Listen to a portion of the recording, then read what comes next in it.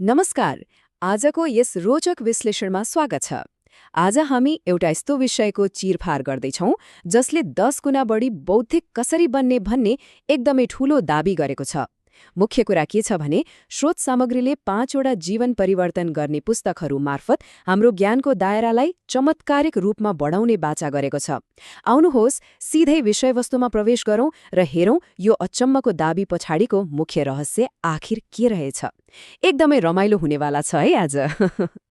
अब एउटा गम्भीर प्रश्न उठ्छ, साँच्चै 10 गुणा बढी बौद्धिक बन्नको लागि आवश्यक पर्ने सबैभन्दा आधारभूत रहस्य चाहिँ के होला त?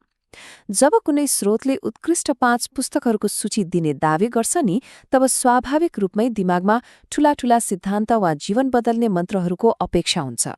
त्यो असाधारण ज्ञानको खोजी जसले सोच्ने तरिका नै पूर्ण रूपमा परिवर्तन गर्न सकोस्। यो प्रश्नले एक प्रकारको रोमाञ्चकता सृजना गर्छ र त्यो ज्ञानको भण्डार खोल्न एकदमै आतुर बनाउँछ। तर पख्नुस् है, यहाँनिर कताले एउटा बिल्कुलै नाटकीय मोड लिन्छ। हाम्रो अपेक्षा र यथार्थबीच कति आकाश जमिनको फरक छ भन्ने कुरा यहाँ प्रष्ट हुन्छ। एकातिर 5वटा महत्त्वपूर्ण पुस्तकहरूको विस्तृत सूचीको अपेक्षा छ होइन, तर अर्कोतिर जब मूल स्रोतको वास्तविकतालाई गहिरिएर हेरिन्छ तब परम्परागत सूचीको अवधारणा पूर्ण रूपमा भत्किन्छ। यसले सम्पूर्ण अपेक्षाहरूलाई उल्ट्याइदिन्छ र एउटा अत्यन्तै गहिरो, आश्चर्यजनक र भनौँ न अनपेक्षित सत्यतर्फ डोर्याउँछ।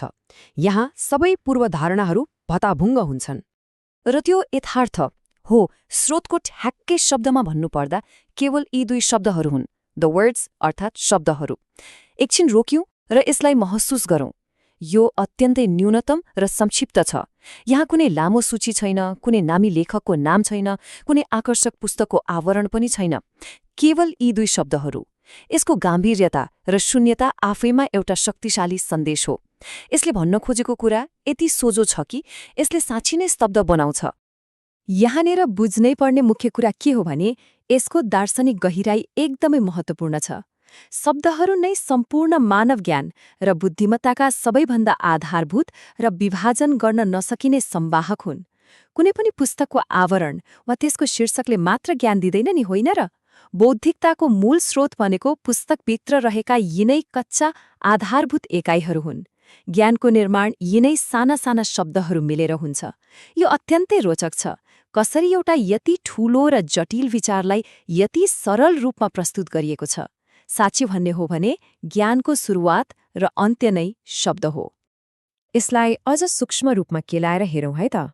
स्रोत सामग्रीका अनुसार यहाँ जम्मा 2वटा मुख्य तत्त्वहरू छन्, पहिलो द र दोस्रो वर्ड्स।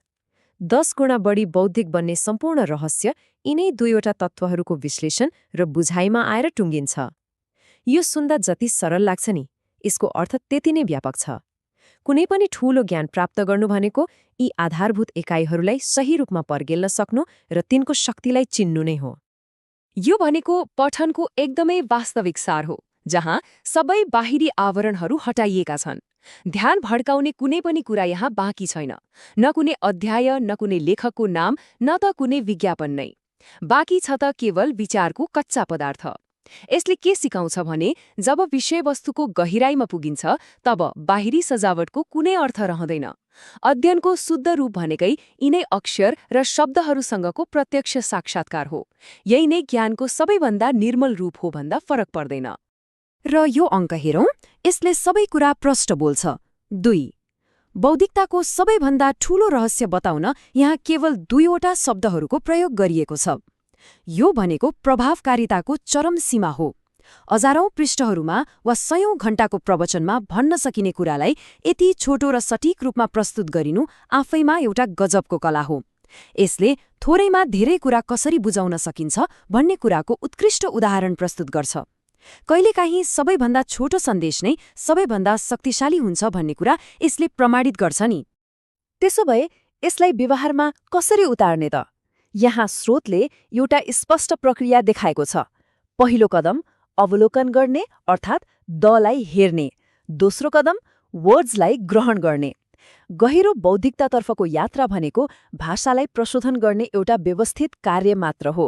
यो अत्यन्तै रोचक छ कि कसरी सिक्ने प्रक्रियालाई यति वैज्ञानिक र सरल चरणहरूमा विभाजन गर्न सकिन्छ। जबसम्म शब्दहरूलाई सही रूपमा ग्रहण गरिँदैन र तिनको अर्थलाई आत्मसात गरिँदैन तबसम्म ज्ञानको निर्माण असम्भव छ।